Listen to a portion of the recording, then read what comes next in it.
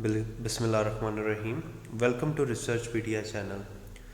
दोस्तों, आज की वीडियो में हम रिसर्च सिग्निफिकेंस के हवाले से डिस्कशन करेंगे। इससे पहले कि हमारी डिस्कशन स्टार्ट हो, मैं ये बताता चलूँ कि ये वीडियो उन लोगों के लिए है जो रिसर्च में बिगिनर्स हैं, जिनको पहले रिसर्च राइटिंग या एकेडमिक राइटिंग नहीं आती।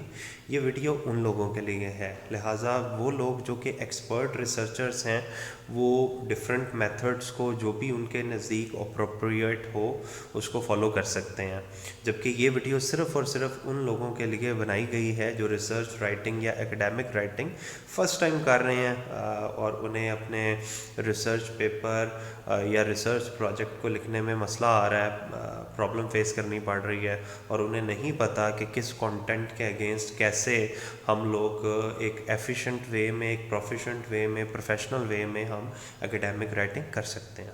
तो आते हैं आज की डिस्कशन की तरफ कि रिसर्च सिग्निफिकेंस होती क्या है, इसे लिखते कैसे हैं। तो सबसे पहले आपको एक्सप्लेन करता चलूँ कि रिसर्च सिग्निफिकेंस होती क्या है। रिसर्च सिग्निफिकेंस जो है ये बेसिकली हमें जो है वो पर्पस इसका ये है कि ये हमें डिस्क्राइब करती है who will benefit from the study.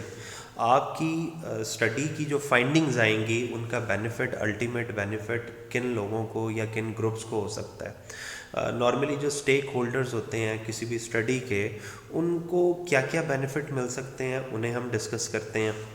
When writing this section, keep in mind that it is not the study itself that will be significant, but the finding of the study. Oftentimes I read the participant in this study will benefit. This is incorrect. सिर्फ इतना लिख देना काफ़ी नहीं है कि जो study के पार्टिसिपेंट्स हैं या स्टडी के जो स्टेक होल्डर्स हैं उनको बेनिफिट होगा, इतना लिख देना काफ़ी नहीं होता। This is incorrect. Once the study is finished and the data is analyzed, you will draw conclusion about the research questions and hypothesis.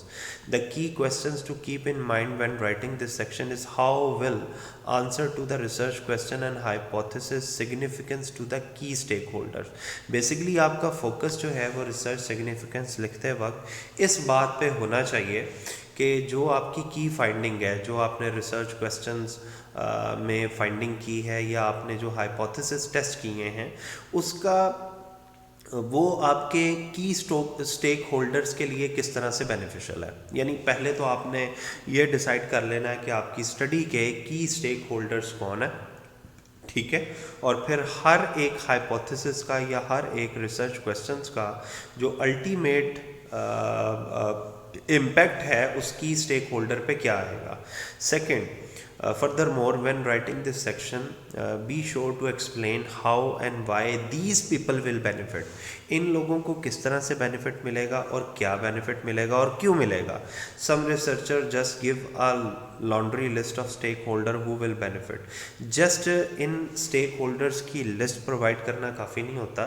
You have to tell what benefit they will gate.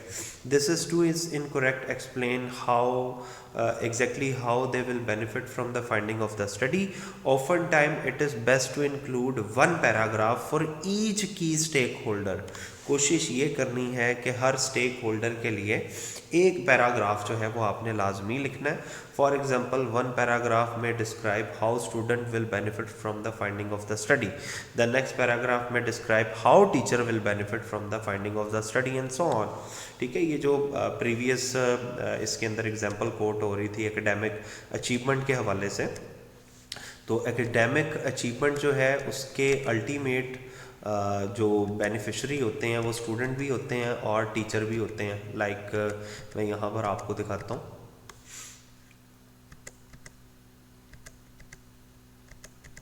Just a minute, ये है जी effect of motivation on academic achievement. इसका benefit जो है वो students पे क्या होगा और इसी का बेनिफिट जो है वो टीचर्स पे क्या होगा।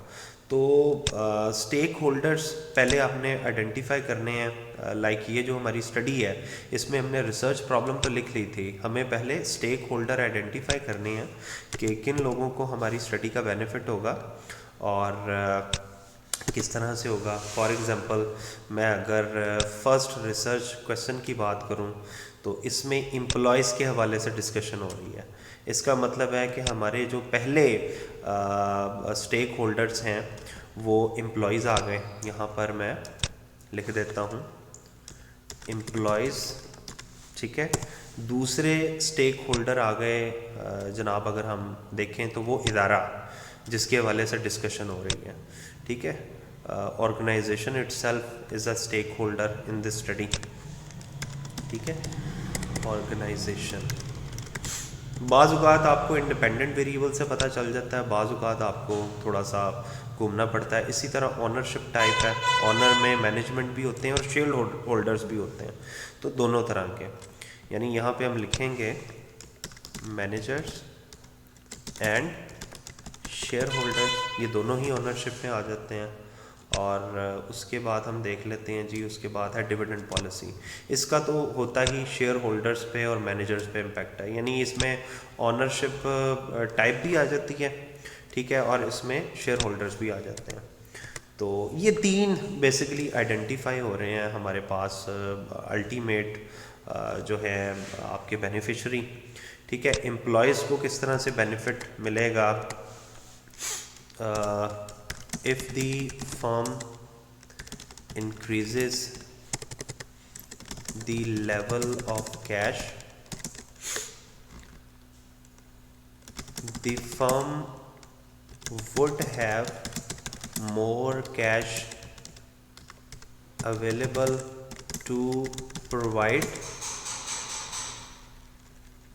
the employees with performance award and increments in their salary। भी ये एक मैंने बेनिफिट बता दिया कि अगर फर्म के पास, क्योंकि हमारा जो यहाँ पर डिपेंडेंट वेरिएबल है वो है कैश होल्डिंग, कि अगर एक फर्म के पास कैश मौजूद है या मज़ीद वो कैश होल्ड कर रहे हैं तो उसका एम्प्लॉई को बेनिफिट क्या हो सकता है। तो एम्प्लॉय को बेनिफिट ये हो सकता है कि फर्म जो है वो एम्प्लॉय का मोटिवेशन लेवल इंक्रीज़ करने के लिए, if the firm increases the level of cash the firm, यहाँ पे आप बल्कि आप लिख दें if more cash is available with the firm, ठीक है। अगर किसी भी फर्म के पास ज़्यादा कैश अवेलेबल होगा, the firm would have more, the firm would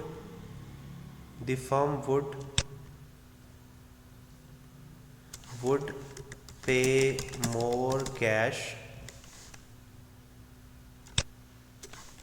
to motivate the high performing employees with performance award and increment in their salary. तो employees के लिए तो ये अट्रैक्शन है कि अगर फर्म के पास एक्सेसिव कैश अवेलेबल है तो उसके ज़रिए वो हाई परफॉर्मिंग एम्प्लॉयज़ को मोटिवेट कर सकती है कि जी आप परफॉर्म करें, हम आपको ज़्यादा जो है वो इंक्रीमेंट देंगे सैलरी के अंदर, वेजेस के अंदर, ठीक है, और आपको कुछ फाइनेंशियल अवार्ड भी देंगे, ठीक है।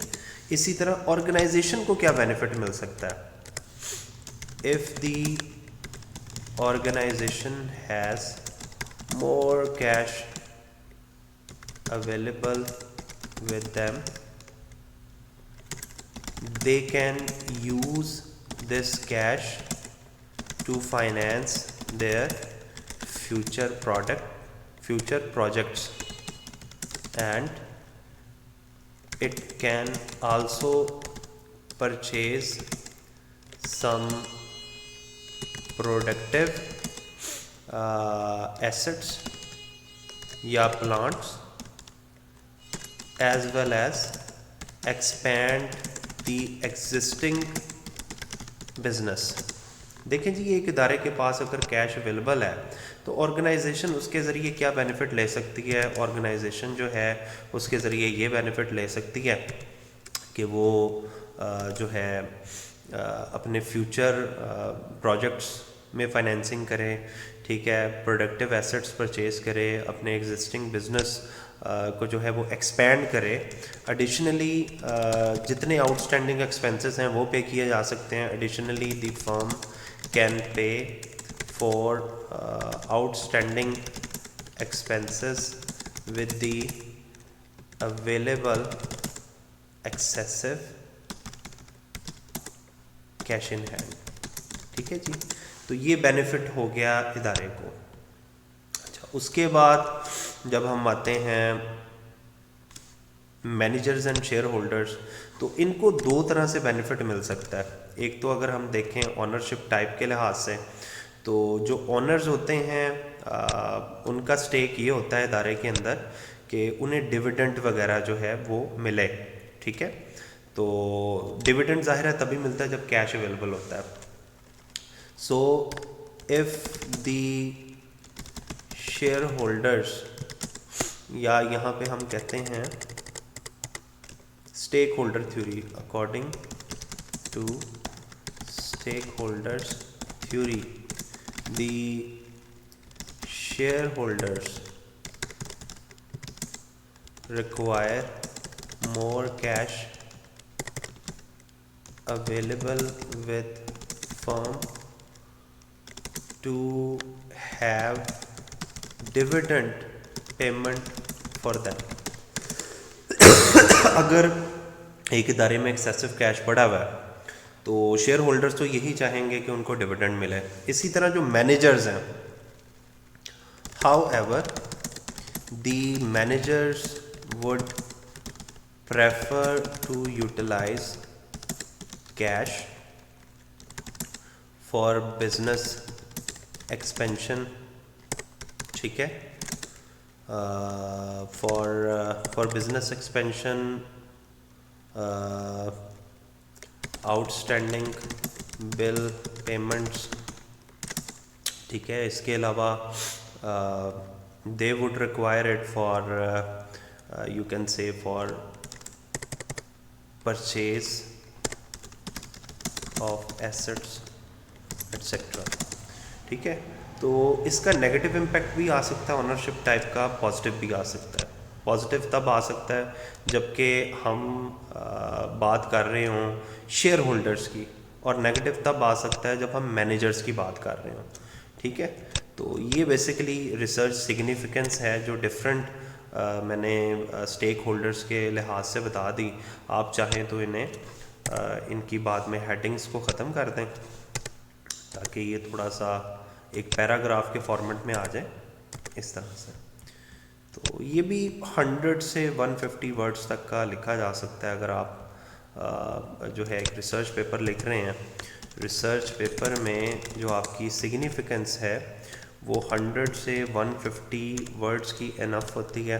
ठीक है, अगर आप रिसर्च प्रोजेक्ट लिख रहे हैं तो इसी को एक्सपेंड करते जाएं और आप कोशिश करें एटलीस्ट 250 से 350 वर्ड्स तक की जो है वो आपकी रिसर्च सिग्निफिकेंस होनी चाहिए in case of research project जो BS लेवल पे लिखा जाता है।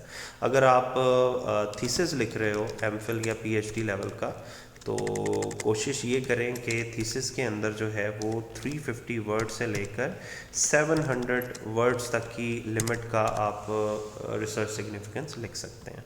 यानी आपने यही बस याद रखना है कि जितने आपके स्टेक होल्डर हैं, आपके इंडिपेंडेंट वेरिएबल्स का उनको बेनिफिट क्या पहुंच सकता है, किस तरह से पहुंच सकता है, कैसे कैसे आपके इंडिपेंडेंट वेरिएबल के रिजल्ट्स आएंगे और किस किस तरह से आपके जो पॉसिबल स्टेक होल्डर्स हैं आपकी स्टडी के, उनको किस तरह से वो बेनिफिट प्रोवाइड कर सकते हैं। उम्मीद करता हूँ कि आपको वीडियो की समझ आई होगी। मज़ीद वीडियोज़ के लिए चैनल को लाइक और सब्सक्राइब ज़रूर कीजिएगा। शुक्रिया।